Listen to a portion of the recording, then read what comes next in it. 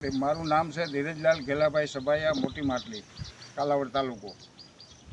આ લોકો ઓપેરા કંપનીવાળા અમારા ખેતરમાં લાઈન બળજબરીથી નાખી ગયા છે અને સર્વે કરતાં તેદુનો મારો વિરોધ હતો કે ભાઈ તમે લાઈન ગમે ત્યાંથી ફેરવી લો, મારી પાસે જમીન ટૂંકી છે અને આમાં મારું ભરણ પોષણ કરવાનું છે। તો આ લોકો કાંઈ જવાબ દેતા નથી, તમારે જે કરવું હોય લાઈન પડશે આવા જવાબ દે છે।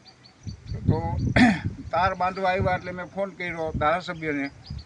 ધારાસભ્ય મેઘજીભાઈ આવીને એમ કીધું, ફોનમાં એમ કીધું કે ભાઈ તમે લાઈન અટકાવી દો, કારણ હું કહું તે ચાલુ કરજો। તો એને બળજબરીથી લાઈન ચાલુ રાખી, ચાલુ વરસાદે તાર બાંધી દીધા અને અમને કોઈને પૂછ્યું નથી।